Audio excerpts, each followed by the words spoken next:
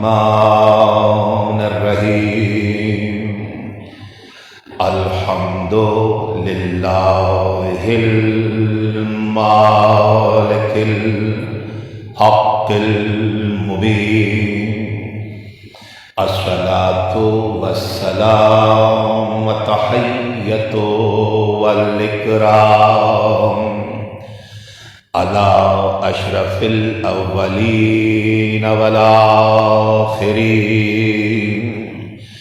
خاتم الانبیاء و سید المرسلین سیدنا و نبینا و شفیع ذنوبنا و طبیب نفوسنا و حبیب قلوبنا مولانا بالقاسم محمد صلی اللہ علیہ محمد وعلى آلہ الطیبین من یومنا ھذا الی یوم الدین اما بعد فقد قال اللہ سبحانہ وتعالی فی محکم کتابہ المجید وہو اصدق الصادقین وقولہ الحق بسم اللہ الرحمن الرحیم قد افلح المؤمنون الذین هم فی صلاتهم خاشعون والذین هم عن اللغو معرضون والذین هم للزکاة فاعلون والذین هم لفروجهم حافظون صلوات بر محمد و آل محمد۔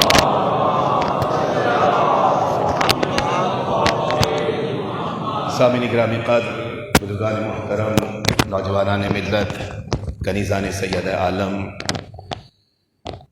گزشتہ سے پیوستہ روز جس سلسلہ گفتگو کا آغاز اس مقام فضیلت پر ہم نے سورہ مبارک مومنون کی ابتدائی آیات کو سرنامہ کلام بناتے ہوئے کیا تھا، یہ سلسلہ گفتگو آج شب 21 رمضان اس مقام فضیلت پر اختتام پذیر ہو رہا ہے۔ مکمل یوں نہیں کہوں گا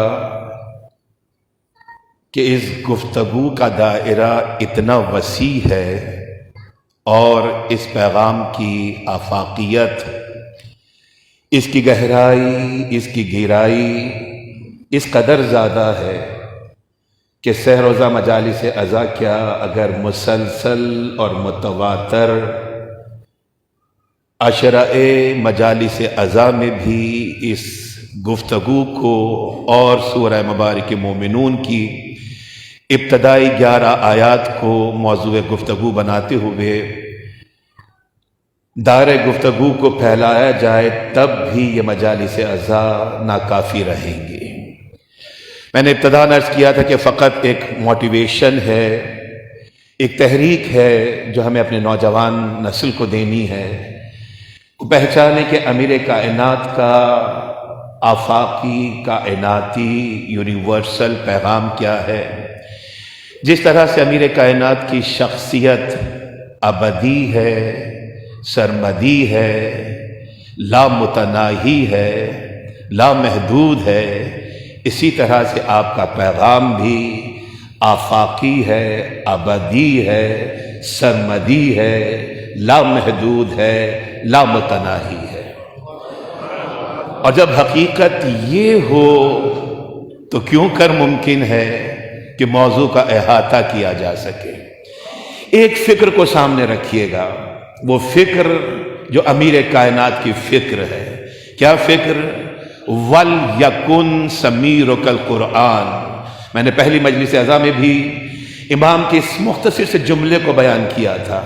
امام فرماتے ہیں وَلْيَكُنْ سَمِيرُكَ الْقُرْآنِ، قرآن تمہارے شب و روز کا ساتھی ہونا چاہیے، تمہاری نشست و برخاست ہو، تمہاری رفتار، تمہاری گفتار، تمہارا رشتوں کو نبھانا، تمہارا لوازمات حیات کو حاصل کرنا، تمہارے معاش کے حصول کی تگ و دو، تمہارے حصول علم کی راہ میں آگے بڑھنا، یہ تمام منازل جب طے کر رہے ہوں، یہ تمام فرائض جب پورے کر رہے ہوں، تو پیش نظر کیا ہو؟ رب کریم کی آفاقی، رب ذوالجلال کی کائناتی، رب قدیر کی صداقتوں سے بھری ہوئی کتاب قرآن مجید ہمارے سامنے ہونی چاہیے۔ یہ امیر کائنات کا پیغام ہے، وَلْيَكُنْ سَمِيرُكَ الْقُرْآنِ، قرآن تمہارے شب و روز کا ساتھی ہونا چاہیے۔ شب و روز کا مطلب کیا ہے؟ نوجوانوں کو سمجھیں، ڈزنٹ مین کہ آپ 24 گھنٹے قرآن پڑھتے رہے۔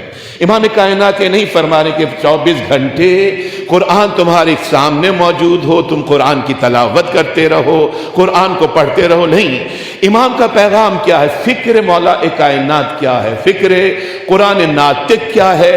کہ 24 گھنٹے میں، نوجوان سنیں، میری بچیاں، میری بیٹیاں، میرے بیٹے جو اب مسلسل زحمتیں اٹھا کر اس فرش فضیلت پہ تشریف لا رہے ہیں، رب ذوالجلال دسترخوان فضیلت امام کائنات سے آپ کو اپنے مقدر کا بہترین حصہ چننے کی صلاحیت عطا فرمائے، سمیٹنے کی صلاحیت عطا فرمائے۔ امام کہتے ہیں کہ قرآن تمہارے شب و روز کا ساتھی ہونا چاہیے۔ تو امام یہ نہیں فرما رہے کہ 24 گھنٹے قرآن پڑھو، you have to recite 24 Quran Majeed 24 hours، نہیں۔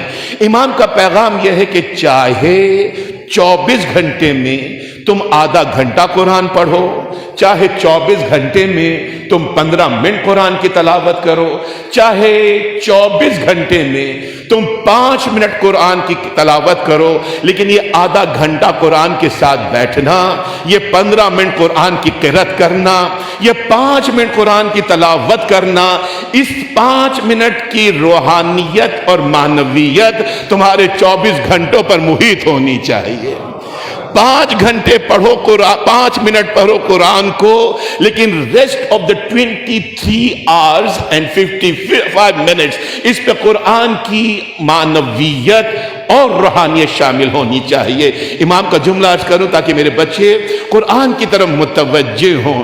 امام فرماتے ہیں کہ جب میرا دل یہ چاہتا ہے، اور فرمائیے گا، امام فرماتے ہیں کہ جب میرا دل یہ چاہتا ہے کہ میں رب سے گفتگو کروں تو میں دعا کے لیے ہاتھوں کو بلند کرتا ہوں، میں دعا مانگتا ہوں تو مجھے ایسا معلوم ہوتا ہے کہ میں رب سے گفتگو کر رہا ہوں، عبد معبود سے گفتگو کر رہا ہے، بندہ خدا سے گفتگو کر رہا ہے۔ امیر کائنات کا آفاقی پیغام، یونیورسل میسج، اسے کنسیو کیجئے۔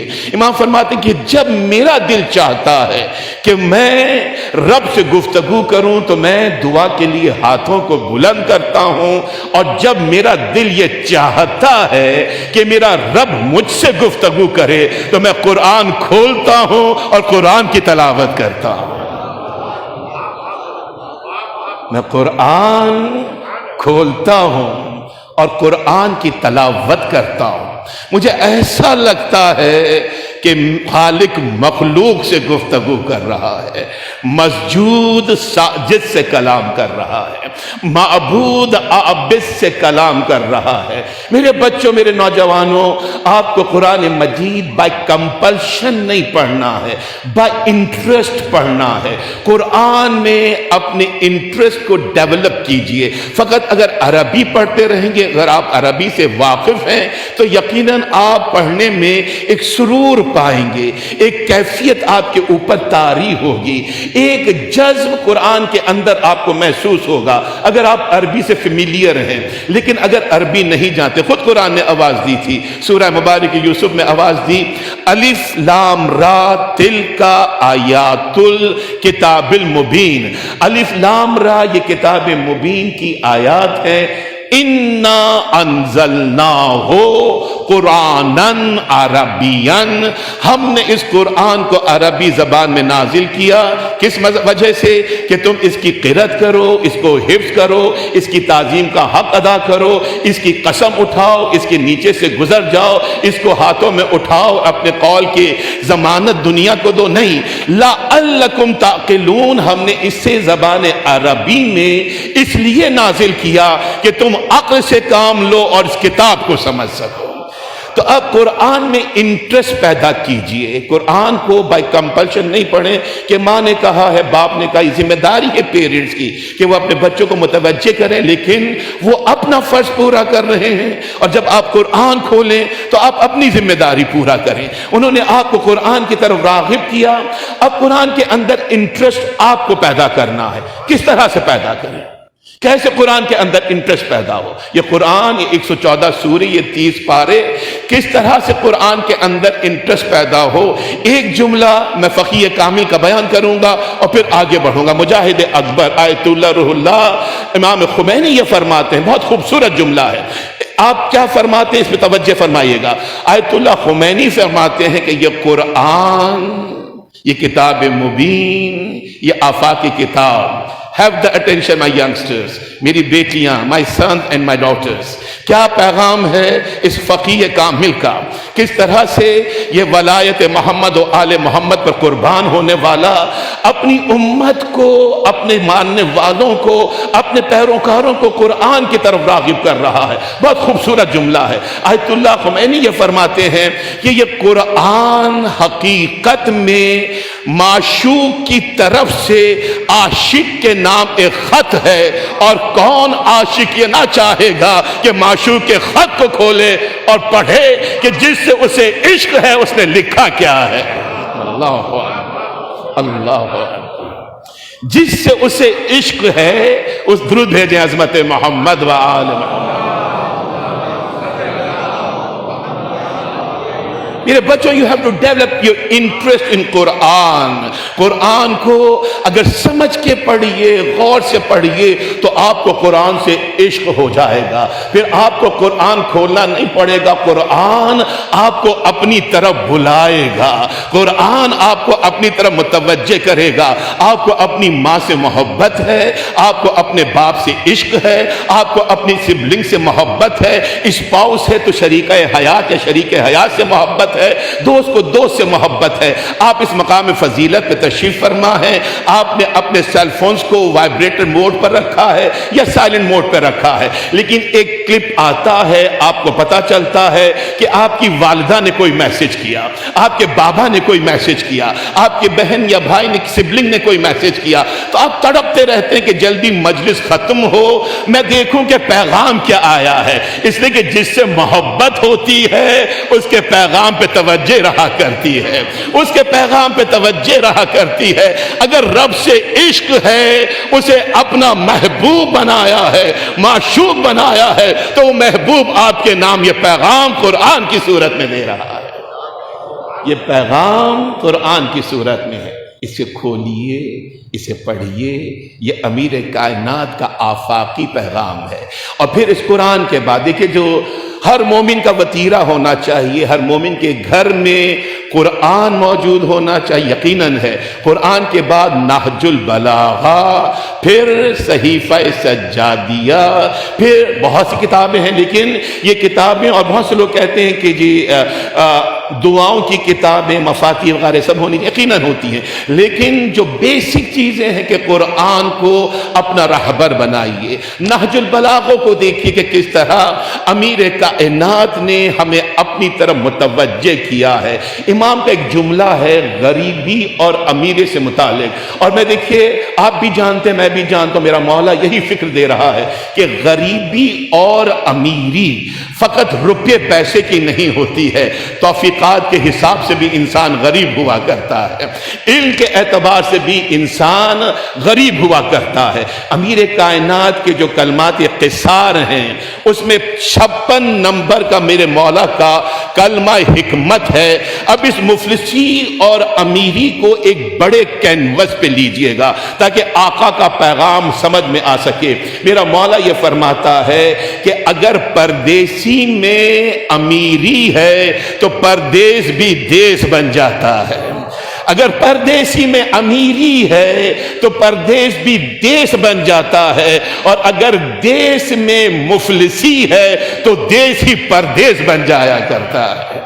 تو خود کو سیکیور کیجئے، جہاں رہیے، regardless of boundaries, regardless of جغرافیہ، جہاں پہ بھی آپ رہیں، یہ باؤنڈریز، یہ ملک، یہ سب کانٹیننٹس، یہ اور علاقے آپ کے لیے کوئی معنی نہیں رکھتے ہیں۔ اگر آپ نے خود کو امیر ثابت کیا، اور یہ امیر جیب کا امیر نہیں ہے، یہ امیر وہ ہے کہ جس کو توفیقات ربانی میسر آ گئی ہیں، یہ امیر وہ ہے جسے علم کی دولت میسر آ گئی ہے، یہ امیر وہ ہے کہ جس نے پیغام محمد و آل محمد کو حاصل کر لیا ہے۔ تو اگر اس فکر کے ساتھ پردیس میں بھی ہوگا تو اسے اپنا دیس بنا لے گا، اگر دیس میں ہے لیکن یہ فکر ساتھ نہیں ہے تو اس سے بڑھ کر مفلس کوئی نہیں ہے، اس سے بڑھ کر غریب کوئی نہیں ہے۔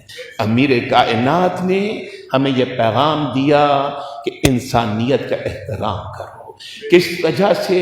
رسول معظم و مکرم و محترم نے، جس کا ایک ایک لفظ وحی الہی کے سانچے میں ڈھلا ہوا ہے، جس کی ایک ایک قدم عین وحی الہی، جس کی منشا، جس کی مرضی، جس کا ارادہ سورہ مبارک دہر اعلان کر رہی ہے، وما تشاءون الا ان یشاء اللہ۔ ان کی منشا کچھ نہیں ہے، یہ منشا الہی پہ چلنے والے ہیں، یہ مرضی معبود پہ چلنے والے ہیں۔ سورہ مبارک نجم نے کہا وما ينطق عن الهوى ان هو الا وحی یوحى، میرا رسول کوئی کلام کرتا ہی نہیں جب تک کہ وحی کا اشارہ نہ ہو جائے۔ وہ اپنی زبان صدق و صفا سے یہ جملہ کہتا ہوا نظر آ رہا ہے، النظر الى وجہ علی ابن ابی طالب عبادہ، علی ابن ابی طالب کے چہرے کی طرف نظر کرنا عبادت ہے۔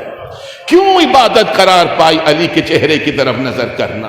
کل آپ نے وہ جملہ سنا تھا جہاں پہ امیر کائنات نے کہا انا آیت اللہ العظمی، میں خدا کی سب سے بڑی نشانی ہوں، وہ آئینہ جس پہ دنیا نے کبھی علی کے عکس کو نہیں دیکھا، وجود علی میں ہمیشہ توحید کے نظاروں کو دیکھا ہے، توحید کے نظاروں کو دیکھا، رسالت کے پیغام کو دیکھا۔ تو چونکہ علی نے 63 برس کی زندگی میں کبھی دنیا کو اپنا آپ نہیں دکھلایا، جب بھی دکھلایا توحید کو دکھلایا ہے، جب بھی دکھلایا وجود الہی کو دکھلایا ہے، جب بھی دکھلایا خالق کی طرف متوجہ کیا ہے، مالک کی طرف بلایا ہے۔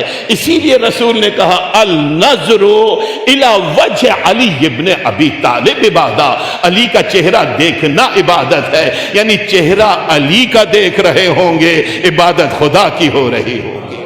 چہرہ علی کا دیکھ رہے ہوں گے، عبادت خدا کی ہو رہی ہوگی۔ اب کھڑے ہو کر میں اور آپ حق یہ رکھتے ہیں کہ اللہ کے رسول آپ نے کہا کہ علی کا چہرہ دیکھنا عبادت ہے، لیکن ہم 14 صدیوں بعد آج کس طرح سے چہرہ علی کو دیکھیں، کس طرح سے عبادت کا حق ادا کریں؟ تو میرا رسول فرماتا ہے کہ ٹھیک ہے تم 14 صدیوں بعد آئے اور میں رحمت العالمین ہوں، میری رحمتیں سب کے لیے، اگر تم علی کا چہرہ دیکھ کر عبادت نہیں کر سکتے تو سنو، ذکر علی عبادہ، علی کا ذکر عبادت ہے۔ زینوا مجالسکم ذکر علی ابن ابی طالب، اپنی مجلسوں کو، اپنی محفلوں کو، اپنی گیدرنگز کو ذکر علی ابن ابی طالب سے زینت عطا کیا کرو۔ کیوں؟ لأنہا ذکرہ ذکری، رسول کہتے ہیں اس لیے کہ علی کا ذکر میرا ذکر ہے، وہ ذکر ذکر اللہ، اور میرا یعنی محمد کا ذکر ذکر خدا ہے، یعنی علی کا ذکر کرو، ذکر محمد بھی ہو جائے گا، ذکر توحید بھی ہو جائے گا۔ ذکر علی عبادہ، علی کا ذکر عبادت ہے، عبادت ہے۔ لیکن ذکر 14 صدیاں گزر گئیں، آپ اور میں تاریخ کے طالب علم ہیں، ہم نے دیکھا اور آ کے تاریخ پہ کہ ایسا زمانہ آیا جب ذکر علی پہ پابندی لگی، ذکر علی سب سے بڑا جرم سمجھا جاتا تھا، دیواروں میں چنوا دیا جاتا تھا۔ تو اب کیسے ذکر علی ادا کریں، کیسے عبادت کا حق ادا کریں، کیوں عبادت سے محروم رہیں؟ تو رسول نے بڑھ کر کہا اگر ایسا زمانہ ہو، ایسے حالات ہو کہ ذکر علی پہ پابندی ہو جائے تو میری رحمتوں کے سائے اور وسیع ہو رہے ہیں۔ سنو، حب علی عبادہ، علی کی محبت عبادت ہے۔ تلوار کے زور پر سر تو جھک سکتا ہے لیکن دلوں کو نہیں جھکایا جا سکتا ہے۔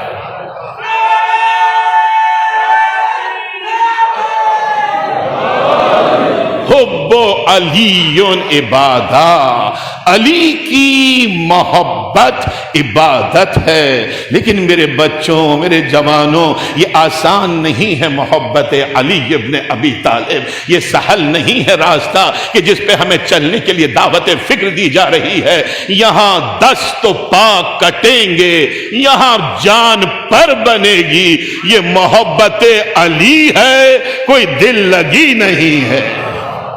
یہاں دست و پا کٹیں گے، یہاں جان پر بنے گی۔ یہ محبت علی ہے، کوئی دل لگی نہیں ہے۔ ہاں، جس دل میں علی آ گیا، جس دل میں محبت علی اس طرح سے سما گئی کہ اٹھتے بیٹھتے فکر علی ہے، اٹھتے بیٹھتے ذکر علی ہے۔ اس جملے کو یاد رکھیے گا کہ ذکر علی بغیر فکر علی نہ بار آور ہوتا ہے، نہ نتیجہ خیز ہوا کرتا ہے۔ اب ذکر علی کیجئے لیکن فکر علی کو سامنے رکھیے، فکر امیر کائنات کو سامنے رکھیے۔ یہ محبت جب اس دل میں سما جائے گی تو محبوب، خدا کا محبوب رسول رحمت العالمین آگے بڑھے۔ عبداللہ ابن عباس نے روایت کی، ہر مستند کتاب کے اندر آپ کو یہ حدیث رسول مل جائے گی۔ میرا رسول یہ فرماتا ہے، کس کے لیے؟ جس کے دل میں حب علی ابن ابی طالب ہے، کائنات کے لیے رحمت بن کے آنے والا یہ رسول مکرم و معظم و محترم آگے بڑھ کے ایک جملہ فرماتا ہے، حب علی ابن ابی طالب یاکل الذنوب کما تاکل النار الحطب۔ علی ابن ابی طالب کی محبت گناہوں کو ایسے کھا جاتی ہے جیسے خشک لکڑی کو آگ کھا جایا کرتی ہے۔ جیسے علی کی محبت گناہوں کو ایسے کھا لیتی ہے جیسے خشک لکڑی کو آگ کھا جایا کرتی ہے۔ حب علی اور معصیت الہی ایک دل میں جمع نہیں ہو سکتے ہیں۔ میں نے گفتگو کو بہت تیزی سے آگے بڑھایا تاکہ نوجوان کو آمادہ سماعت کر سکوں اور پھر دعوت فکر دوں۔ جو اصل گفتگو ہے، اصل مقصد ہے، میں امیر کائنات سے محبت کرتا ہوں، میں محبت کا دعویٰ کرتا ہوں، لیکن کبھی میں نے سوچا کہ اس دعوے کی تکمیل کے لیے میرے پاس ثبوت کیا ہے، کس طرح سے میں دنیا پہ یہ ثابت کر سکوں یا خود کو مطمئن کر سکوں کہ میں علی ابن ابی طالب سے محبت کرتا ہوں، مجھے میرے آقا سے محبت ہے، مجھے اپنے مولا سے عشق ہے، وہ کارخانہ ہستی کا مرد نامتناہی جس کی ذات بھی لامحدود، جس کی صفات بھی لامحدود، میں اس سے محبت کا دعویٰ کروں، لیکن کیسے ثابت کروں؟ کیا کرائٹیریا ہے، کیا کریکٹرسٹکس ہیں محب علی ابن ابی طالب کے؟ وہ جو علی ابن ابی طالب سے محبت کرتا ہے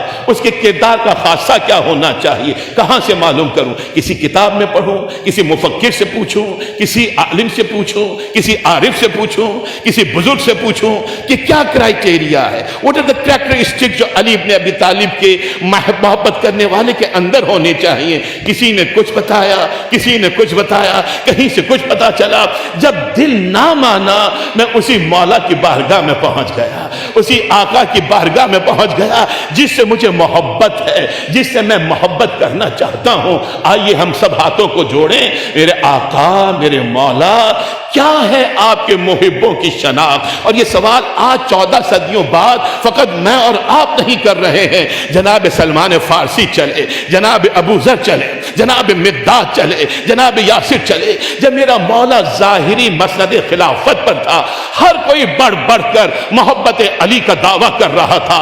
کل کا دشمن آج علی سے محبت کا دعویٰ کر رہا ہے، علی کے حقیقی محب پریشان ہے۔ کس طرح سے یہ سیگریگیشن ہو، پتہ چلے کہ منافق کون ہے اور مومن کون ہے، کہاں پر اصل محبت ہے اور کہاں پہ فقط جھوٹا دعویٰ ہے۔ امیر کائنات کی بارگاہ میں پہنچے، کہا امیر کائنات، یہ کل کے آپ کے مخالف، آپ کے دشمن، آپ کی ضد میں آگے بڑھنے والے آج آپ سے محبت کے بلند و بانگ دعوے کر رہے ہیں۔ مولا ہمیں بتلائیے کہ آپ کی محب کی نشانی کیا ہے، آپ سے محبت کرنے والے کی نشانی کیا ہے۔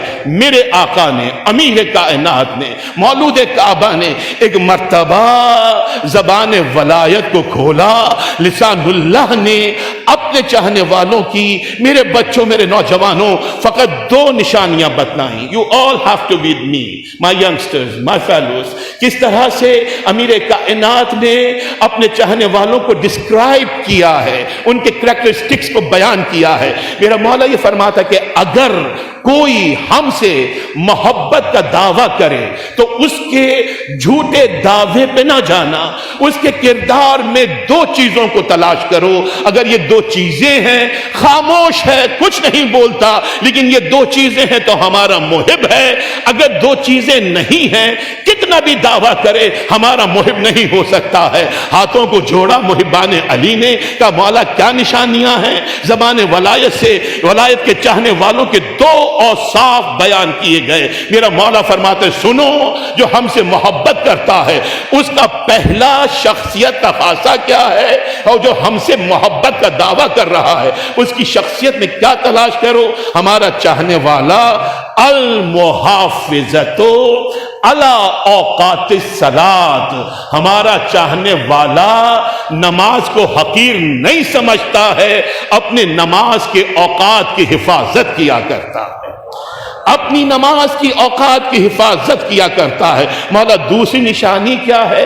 آقا فرماتے ہمارا چاہنے والا والمواسات علی الاخوان، ہمارا چاہنے والا نفرتیں نہیں پھیلاتا، کدورتیں نہیں پھیلاتا، ہمارا چاہنے والا نفاق نہیں پھیلاتا۔ والمواسات علی الاخوان، جو ہمارا چاہنے والا ہے وہ مواسات کو قائم کرتا ہے، بھائی چارگی کو قائم کرتا ہے، محبتوں کو پروان چڑھاتا ہے۔ 2 نشانیاں کہ نماز کی حفاظت کرتا ہے، محبتوں کے رشتوں کی حفاظت کرتا ہے، اور سمرائز کر دیا کہ ہمارا چاہنے والا وہ ہے جو اصلاً اور حتماً حقوق الہی بھی ادا کر رہا ہو اور حقوق العباد بھی ادا کر رہا ہو۔ حقوق الہی اور حقوق العباد، اگر زندگی اس طرح سے ہے تو امیر کائنات کا چاہنے والا ہے۔ لیکن کیا میں نے زندگی اس طرح سے گزاری؟ What does imam mean؟ کہ نمازیں پڑھو اور ہماری فکر کو چھوڑ دو، نماز کو تھامو اور ہمارا پیغام جو روح نماز ہے، جو اصل نماز ہے، نماز میں خضوع و خشوع آپ سن چکے ہیں، آگے کی آیات میں بھی اس کا تذکرہ ہے کہ جو اپنی نمازوں کی حفاظت کرتے ہیں۔ نمازوں کی حفاظت کیا ہے؟ کس طرح سے نماز کو کی حفاظت کی جائے؟ 2 رکعت نماز فجر پڑھی، is this quite enough؟ میرا رب راضی ہو گیا؟ کیا یہی چاہتا تھا؟ نہیں، میرا 5واں امام میں محمد باقر علیہ السلام۔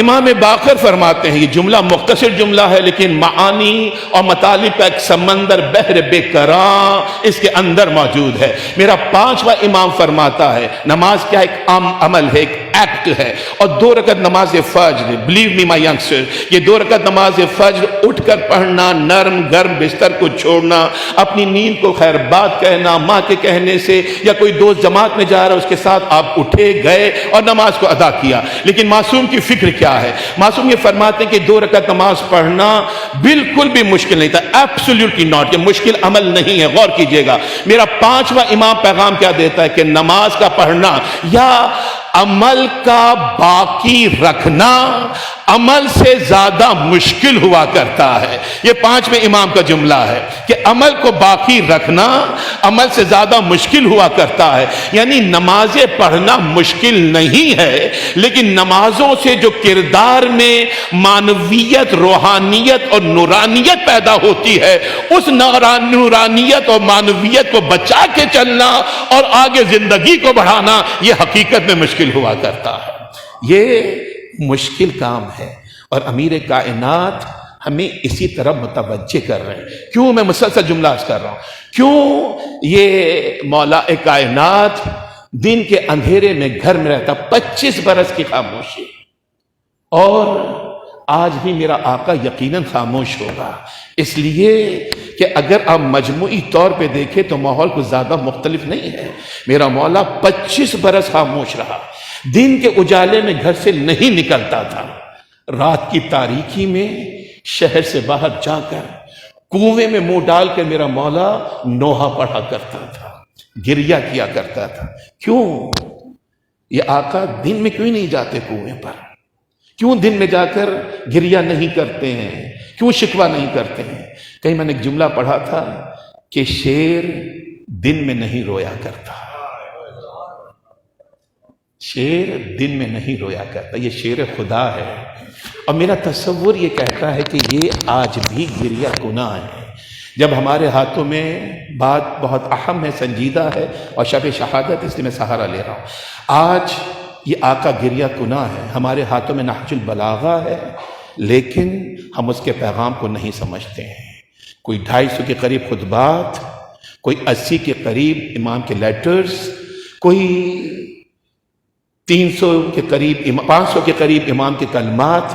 کیا ہم نے کبھی ان کو پونڈر کیا؟ کل تو میں کہہ چکا ہوں کہ امام کی ذات انٹینجیبل ہے، ذات انٹینجیبل ہے، لیکن امام کے کلمات کو سمجھنا ہمارے فرائض میں شامل ہے. آپ نہج البلاغہ اٹھا کے دیکھیں، 14 صدیوں پہلے اس باب العلم نے کس طرح سے علم کے سمندر کو بہایا ہے، کس طرح سے دنیا کے سامنے ان حقائق کو پیش کیا ہے جو آج بتدریج گریجولی سائنس ترقی کرنے کے بعد ہمارے سامنے پیش کر رہی ہے. ہم نے اپنے آقا کو فقط مشکل کشا سمجھا، ہم نے اپنے مولا کو فقط امیر کائنات جانا. ہم کہتے کہ ہمارا آقا باب العلم ہے، لیکن اس باب العلم کے علم کے بحر بے قرار میں ہم دیکھتے نہیں ہے کیا فقط قرآن کا علم وہاں پر ہے، اور قرآن اپنے اندر سب کچھ سمویا ہوا ہے. جب قرآن کا علم حتماً موجود ہے تو امام کی ذات میں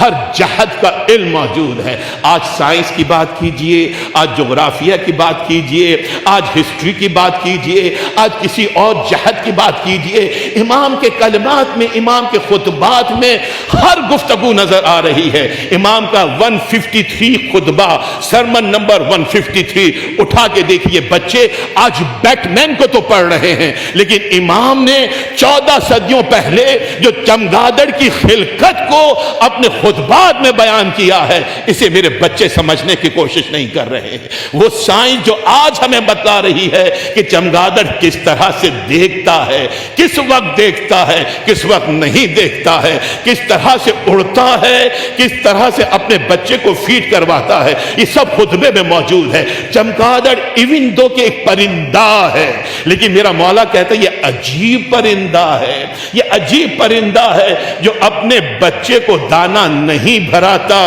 بلکہ دودھ پلایا کرتا ہے۔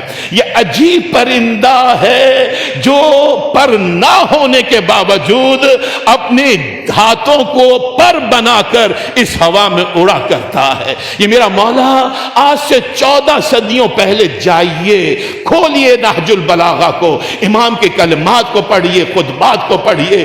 امام کا 163 نمبر کا خطبہ ہمیں مچھر کی خلقت کی طرف بلا رہا ہے۔ یہ مچھر، اس میں جو پروبوسس کے اندر موجود ہیں، اس میں جو پورا نظام موجود ہے، جس کے لیے چھٹے امام نے یہ فرمایا کہ جس طرح سے ہاتھی ایک بڑی جسامت رکھتا ہے، اس کی سونڈ ہے، ٹرنک جسے آپ کہتے ہیں، اس کی ٹرنک ہے، پھر اندر اس کی جسم کے اعضاء ہیں، اس اتنے بڑے ہاتھی کے جسم کو سمرائز کیا، نچوڑا، خلاصہ کیا، تو تمام سسٹم جو اتنے بڑے جثے میں رکھے تھے، رب ذوالجلال نے ذرا سے مچھر کے اندر رکھ دیے۔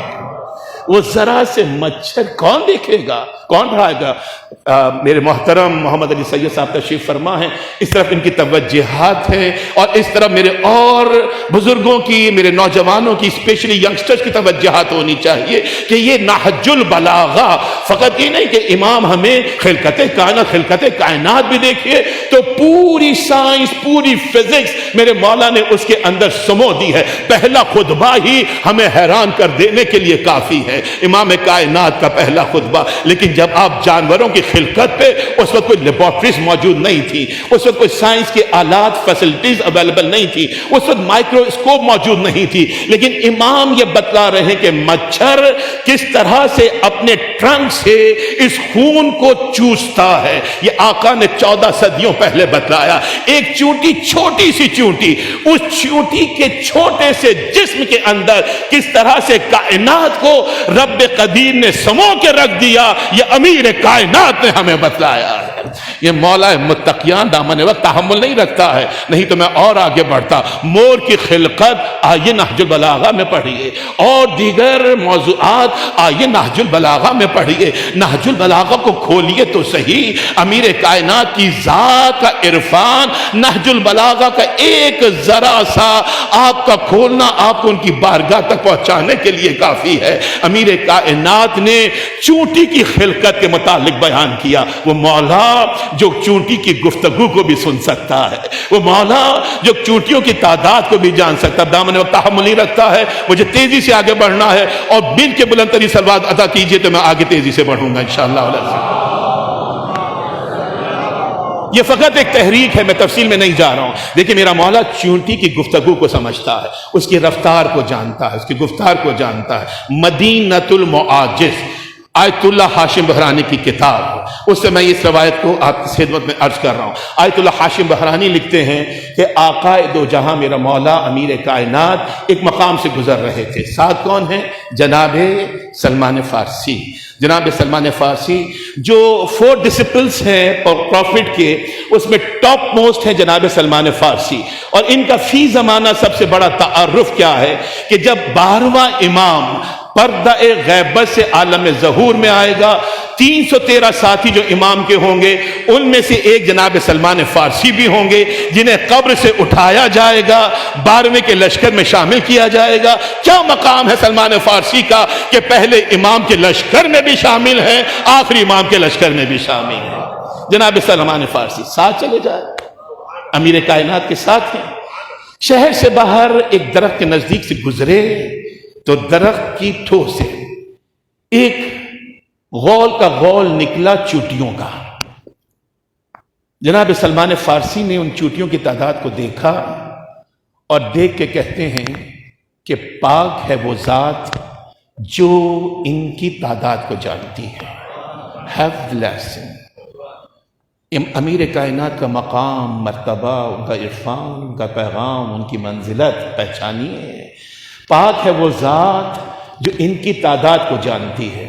جیسے ہی سلمان فارسی نے جملہ کہا، امیر کائنات نے سلمان کے ہونٹوں پہ ہاتھ رکھے، کہا سلمان ایسے نہ کہو کہ پاک ہے وہ ذات جو ان کی تعداد کو جانتی ہے، سلمان تعداد تو تیرا مولا بھی جانتا ہے۔ غور کیجئے، سلمان تعداد تو تیرا مولا بھی جانتا ہے، اور سلمان سن، فقط یہ نہیں کہ تعداد جانتا ہے، تیرا مولا یہ بھی جانتا ہے کہ ان میں نر کتنے ہیں، ان میں مادہ کتنے ہیں۔ سلمان تیرا مولا یہ بھی جانتا ہے کہ ان میں فرد کتنے ہیں، ان میں جوڑے کتنے ہیں۔ سلمان تیرا مولا یہ بھی جانتا ہے کہ یہ کہاں سے آ رہے ہیں اور کہاں کو جا رہے ہیں۔ اور سلمان اگر تو بھی جاننا چاہتا، یہ فیض ولایت علی ابن ابی طالب ہے، یہ فیض محبت علی ابن ابی طالب ہے، یہ فیض حب امیر کائنات ہے۔ اے سلمان اگر تو بھی جاننا چاہتا ہے تو نزدیک آ۔ امیر کائنات نے سلمان کو نزدیک بلایا، سلمان نے قرب ولایت کو حاصل کیا، میرے مولا نے دست ولایت کو اٹھایا، سلمان کے چہرے پہ ملا، دست ولایت کا چہرہ سلمان پہ آنا تھا کہ جناب سلمان فارسی نے، فارسی میں نے غلط کہہ دیا، آئے تھے تو فارسی تھے، جب آ گئے تو محمدی بن گئے تھے۔ درود بھیجیے حضرات محمد و آل محمد۔ یہ معجزہ ہے اس در کا۔ جناب سلمان محمدی نے یہ محسوس کیا کہ وہ چیونٹیوں کی گفتگو کو سن سکتے ہیں، جس کے ہاتھ چہرے پہ آ جانا غلام کو چونٹیوں کی گفتگو سننے کے قابل بنا دے، اس کی محبت غلام کو کہاں سے کہاں پہنچا سکتی ہے۔ ہمیں حق غلامی ادا کرنا ہے، کہاں سے کہاں پہنچا سکتی ہے۔ تو جناب سلمان نے سنا کہ ان چونٹیوں میں سے the great lesson we are heading towards, you all my youngsters, you all have to be attentive۔ جناب سلمان نے سنا کہ ان چونٹیوں میں سے ایک چونٹی یہ کہہ رہی تھی کہ جلدی جلدی اپنے بلوں سے باہر نکل آؤ۔ قدر کیجئے گا جملے کی، اس لیے کہ یہاں سے ہمیں نتیجہ لینا ہے۔ جلدی جلدی اپنے بلوں سے باہر نکل آؤ۔ مدینۃ المعاجز کی روایت، روکے یہاں پر، جملہ ذہن میں رہے۔ ایک چونٹی یہ کہہ رہی تھی کہ جلدی جلدی اپنے بلوں سے واپس نکل آؤ۔ ایک چونٹی ہمیں سورہ نمل میں بھی نظر آئی، 27واں سورہ کلام مجید کا۔ ایک چونٹی ہمیں سورہ نمل میں بھی نظر آئی، تفصیل میں نہیں جاؤں گا۔ جناب سلیمان ابن داؤد، ان کے لیے جن و انس و طیور کو مسخر کیا، یہ پرندوں کی، جانوروں کی بولی سن بھی لیتے تھے اور بول بھی لیتے تھے۔ ہوا پہ تخت جا رہا تھا، دیکھا کہ ایک چونٹیوں کا غول آ رہا ہے۔ اب جو سنا تو کیا سنا کہ ان چونٹیوں میں سے ایک چونٹی یہ کہہ رہی تھی کہ جلدی جلدی اپنے بلوں میں اندر چلے جاؤ۔ ایگزیجریشن نہیں ہے، سورہ مبارک کے نمل 27واں سورہ 18ویں آیت۔ حتی اذا آتوا علی واد النمل قالت نملۃ یا ایھا النمل ادخلوا مساکنکم لا یحطمنکم سلیمان وجنودہ وہم لا یشعرون۔ ان چونٹیوں میں سے ایک چونٹی یہ کہہ رہی تھی کہ جلدی جلدی اپنے بلوں میں چلے جاؤ، کہیں ایسا نہ ہو کہ سلمان کی فوج تمہیں روند ڈالے اور تمہیں پتہ ہی نہ چلے۔ رک گئے جناب سلیمان ابن داؤد۔ ان ہزاروں چونٹیوں میں سے اس چونٹی کو اٹھایا جس نے کلام کیا تھا، رنگت ایک جیسی، رفتار ایک جیسی، ساخت ایک جیسی، لیکن یہ علم معصوم ہے کہ ہزاروں میں سے اسی کو اٹھایا کہ جس نے کلام کیا تھا، اپنے ہاتھ پہ رکھا۔ تفصیلی گفتگو ہو جائے گی، میں فقط نتیجہ دینا چاہتا ہوں، اس سے روانی سے آگے بڑھوں گا۔ گفتگو مکمل ہوئی۔ کہا تجھے ہم سے یہی توقع تھی کہ ہم تجھے رون ڈالیں گے؟ کہا نہیں نبی الہی، بات یہ نہیں تھی، بلکہ مسئلہ یہ تھا کہ ہماری نماز کا وقت ختم ہو رہا تھا، ہماری عبادت قضا ہو رہی تھی، اور میرا پورا لشکر آپ کے فوج کے جاہ و جلال کو دیکھنے میں مصروف ہو گیا۔ تفاسیر قرآن میں موجود ہے، تفصیل مل جائے گی آپ کو۔ پورا لشکر آپ کے لشکر کے جاہ و جلال کو دیکھنے میں مصروف ہو گیا۔ مجھے خیال گزرا کہ کہیں ہماری عبادت قضا نہ ہو جائے، کہیں عبادت کا وقت ختم نہ ہو جائے، اس لیے میں نے کہا جلدی جلدی بلوں میں چلے جاؤ، بس رکوں گا تھوڑی دیر۔ جب یہ سنا جناب سلیمان خوش ہوئے، عبادت کا شوق دیکھا، عبادت کا انہماک دیکھا۔ ایک سوال پوچھا، اچھا یہ بتلا کہ اس وقت تیرا مرتبہ زیادہ بلند ہے یا میرا رتبہ زیادہ بلند ہے؟ اب وہ چونٹی جو جناب سلیمان کے ہاتھ میں ہے، اگر یہ کہے کہ اے نبی الہی آپ مجھ سے بلند ہیں، تو یہ بھی کوئی بات ہوئی، یہ بھی کوئی مقابلہ ہوا کہ وہ سلیمان جو چونٹی سے افضل ہیں۔ اسی لیے کہتے ہیں کہ جب بھی مقابلہ کیا کریں دو برابر والوں میں کیا کریں۔ وہ سلمان جو چونٹی سے بلند ہے یہ کوئی مرتبہ نہیں ہے. چونٹی نے کوئی جواب نہیں دیا. ایک سوال کیا, اے نبی الہی فیصلہ ہو جائے گا, آپ جواب دیجئے, کیا مجھے بتلائیے کہ اس وقت آپ کو کون اٹھائے ہوئے ہے؟ کہا ہوا کے دوش پہ میرا تخت ہے, مجھے ہوا نے اٹھایا ہوا ہے. کہا یہ بتلائیے کہ مجھے کس نے اٹھایا ہوا ہے؟ کہا تم میرے ہاتھ پر ہو, تجھے نبی الہی نے اٹھایا ہوا ہے. چونٹی کو حوصلہ ہوا کہ اب جواب میں نہیں دوں گی, جواب آپ خود تلاش کیجئے. مجھے بتلائیے کہ اس وقت وہ زیادہ بلند ہے کہ جسے ہوا نے اٹھایا ہوا ہے, یا وہ زیادہ بلند ہے جسے خدا کے نبی نے اٹھایا ہوا ہے؟ جسے خدا کے نبی نے اٹھایا ہوا. جملہ عرض کروں گا, علامہ اظہر حسن زیدی قبلہ اعلیٰ اللہ مقامہ, رب ذوالجلال ان کے مقام و مرتبے کو بلند کرے, وہ اپنی کتاب میں لکھتے ہیں کہ جملہ تو چیونٹی کا تھا, لیکن چیونٹی کی طرح ہمارے دلوں میں رینگ گیا کہ جسے نبی اٹھا لے, اگر چیونٹی ہو تو خود میں فخر کرتی ہے, تو اگر اٹھانے والا فخر سلیمان ہو اور جسے اٹھایا جائے وہ علی یا مرتضیٰ ہو, تو اس کا مقام یا خدا جانے یا خدا کا رسول جانے.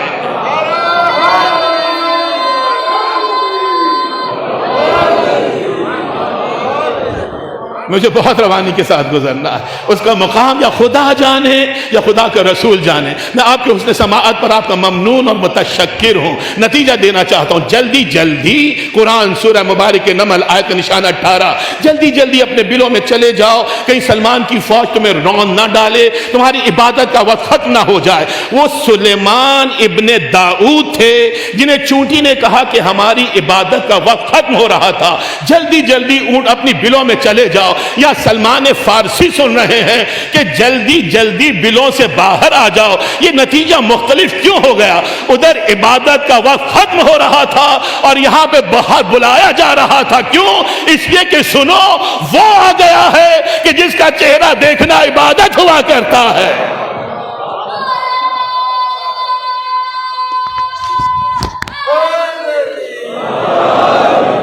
وہ آ گیا ہے کہ جس کا چہرہ دیکھنا عبادت ہوا کرتا ہے. سامعین گرامی قدر, عزیزان محترم, دامن وقت تحمل نہیں رکھتا ہے, اس لیے میں رکوں گا نہیں. وہ آ گیا ہے جس کا چہرہ دیکھنا عبادت ہے, جس نے قرآن ہمیں سمجھایا. چند دقیقے میں مصائب کی طرف آؤں گا. یہ جو روایت ہے اسے آپ مصائب نہ سمجھیے گا, مصائب ہیں اس کے اندر, لیکن بہت بڑا کے ساتھ بہت بڑا پیغام کہ عرفان ذات مولا کائنات کیا ہے. خود کو ہمیشہ پیچھے رکھا, مقدم رکھا تو توحید کو رکھا, مقدم رکھا تو رسالت کو رکھا. کس طرح سے ہمیں سمجھایا, ہمیں بتلایا. دیکھیے, امیر کائنات نے توحید کو اپنی ذات کے اندر توحید کے جذبے سے دکھلایا ہے. امیر کائنات نے اپنی ذات کے اندر رسالت کا پیغام سمجھایا. یہ مثال نہیں, مولا کا بہت بڑا پیغام ہے, اس کو سمجھیے. جب 20 رمضان کا دن گزر گیا, میرا انشاءاللہ وعدہ تھا کبھی موقع ملا نحو البلاغہ کے حوالے سے ایمان کے ان خطبات ہم گفتگو کریں گے جس سے ہم صرف نظر کیے ہیں. صرف نظر ان معانی میں کہ ان کے حقیقی مطابق کو ہم نہیں سمجھتے کہ مولا نے کہاں کہاں پر کتنی زیادہ فزکس کو بیان کیا, کیمسٹری کو بیان کیا, بایولوجی کو بیان کیا, اور سائنس کی جہاد کو بیان کیا. انشاءاللہ ہم سے بیان کریں گے. میرا مولا 20 رمضان دن گزرا, زہر آہستہ آہستہ اثر دکھانے لگا. چاہنے والے آئے امیر کائنات کی خدمت. ہر کوئی افسردہ ہے, ہر کوئی دنیا کنا ہے, لیکن امیر کائنات سب کو وقت دے رہے ہیں. بہت بڑا پیغام, سب کے ساتھ گفتگو کر رہے ہیں. اب آہستہ آہستہ جب کمزوری جس میں اثر میں بڑھی, ایک مرتبہ چاہنے والوں کو دیکھا اور دیکھ کے کہتے ہیں کہ سلونی سلونی قبل ان تفتنونی. یہ 20 نمبر, سلونی سلونی قبل ان تفتنونی. پوچھو مجھ سے, پوچھو مجھ سے, اس سے پہلے کہ میں تمہارے درمیان تھا جس نے اثر زرد ہو رہا ہے. جناب محمد حنفیہ موجود تھے, آگے بڑھے. امیر کائنات کی ذات مبارکہ کو سمجھے. کتنا بڑا پیغام جاتے جاتے اپنی ذات کی حوالے سے امیر کائنات نہیں ہے. ابھی ایسا ہوتی ہے مجھے مخالف سامنے کا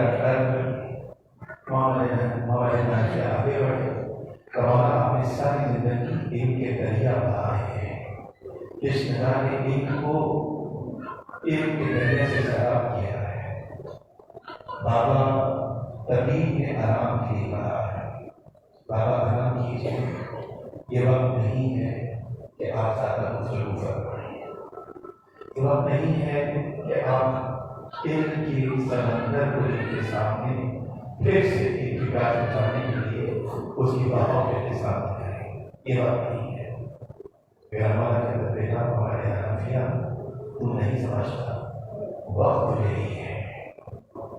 اپنے میرے بزرگ سمجھے نہیں سمجھے ہمارے حنفیہ جس سے رائٹ ٹائم ہے آپ اسے ضروری قبل کرتے ہیں. اور پھر اللہ نے یہ کہا کہ جو کچھ تم مجھ سے پوچھو گے اور جو جواب میں دوں گا ان جوابوں کو اور میرے ماضی کے جوابات سے ملا کے دیکھنا. یہی سوال تم نے سے کیا ہوگا جو جواب میں نے اس وقت دیا تھا اس طرح بیماری پر بھی میرا جواب وہی ہوگا. اور یہ بہت بڑا کبھی کبھی ہمارے حنفیہ یہی بات ہے کیا بہت سوال اس کا مسئلہ مجھے روک رہا ہے. بابا کیا مسئلہ ہے؟ بیٹا محمد حنفیہ یہ سب جانتے ہیں کہ شبی ازلی نے ذہن میں اونچی ہوئی تلوار کو سر ماری ہے اور کیجیے گا تمام میرے سر ماری ہے. یہ سب جانتے ہیں کہ یہ تلوار میرے سر کو شرافت کرتے ہوئے اس کھوپڑی کو دو لفظ کرتے ہوئے یہ تلوار میرے دماغ تک پہنچی ہے، اندر تک پہنچی ہے. اور یہ زہر میں بجھی ہوئی تلوار اس کا زہر آہستہ آہستہ میرے بدن میں صلاحیت کر رہا ہے اور میرے بدن کے اندر میرا دماغ بھی موجود ہے. اور یہ زہر اور یہ بجھی ہوئی تلوار میرے دماغ تک پہنچی. اس زہر کا اثر میرے دماغ تک پہنچا. اسی لیے میں یہ کہہ رہا ہوں کہ مجھ سے پوچھو اس سے پہلے کہ میں تمہارے درمیان نہ رہوں. جوابوں کو ملا لینا. جو علی نے پہلے کہا تھا وہی جواب علی آج دے رہا ہے. اور جب تمہیں جواب ایک جیسا معلوم ہو جائے تو پھر سوچنا کہ علی خدا کا رسول نہیں ہے. پھر سوچنا کہ علی پہ کتاب نازل نہیں ہوئی ہے. پھر یہ سوچنا کہ علی پہ وحی نہیں آئی ہے. اور علی تمہیں یہی پیغام دینا چاہتا ہے کہ جب ذہن کے اثر سے غلام رسول کا ذہن کمزور نہیں ہو سکتا تو غلام کے رسول کا ذہن کس طرح سے کمزور ہو سکتا. اللہ اتنا بڑا پیغام دیا. گزر گیا 20 رمضان کا دن، آ گئی شب 21 رمضان. کاش ہم مل کے دعا کر سکتے آنے والے یہ رات کی ساعتیں یہی ٹھہر جائیں، اس لیے کہ 21 کا سورج نمودار ہوگا تو زینب و ام کلثوم یتیم ہو جائے گی.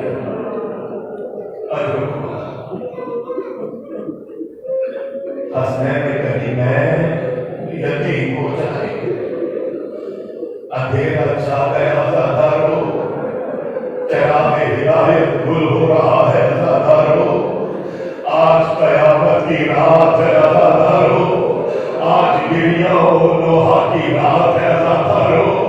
آج بستر بیماری پر بیٹیوں کے سامنے بابا کی آخری رات ہے. کل کی شب ہوگی، علی کا حجرہ ویران ہوگا. کل کی رات آئے گی، زینب ام کلثوم دعوے یتیمی لیے. آئے بابا، آئے بابا کرو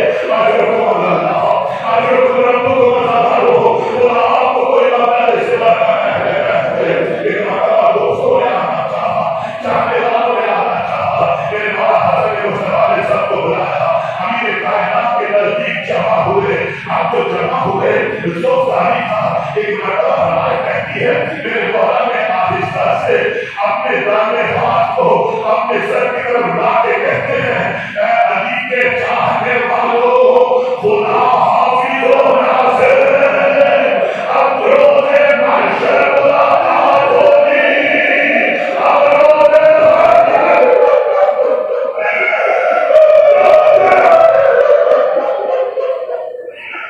علی ابن ابی طالب نے اپنے چاہنے والوں کو رخصت کیا اب روز محشر ملاقات ہوگی جیسے ہی میرے مولا کا یہ جملہ بیت الشرف میں موجود میری شہزادیوں نے سنایا ادھر دوست بیٹھے چلے ادھر یہ جملہ میری بیوی اور زینب ام کلثوم نے سنا ایک مرتبہ زنان خانے سے رونے کی آواز بلند ہوئی میری شہزادی زینب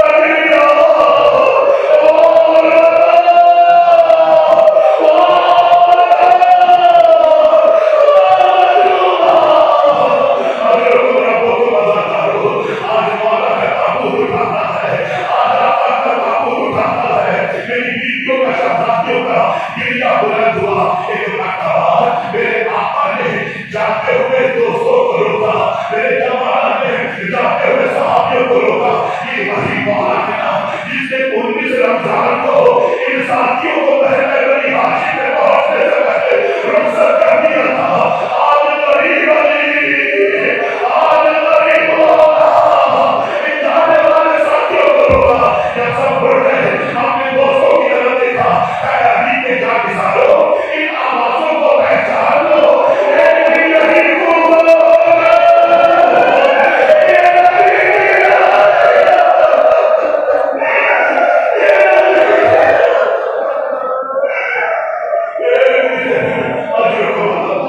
یہی وقت دنیا ہے قیامت کی رات ہے پوری رات عبادت کیجیے پوری رات فکر کیجیے یہ دینی کا ماتم کیجیے اللہ دوستوں کو روکا پھر حوصلہ ہوا اب تفصیل میں نہیں جاؤں گا میرا مولا ایک مرتبہ پیشانی اقدس پر موت کا پسینہ نمودار ہوا وہ بھاگ جڑ گیا بیت الشرف تھا آج میرے مولا یتیم ہو گئے آج بیوی ام البنین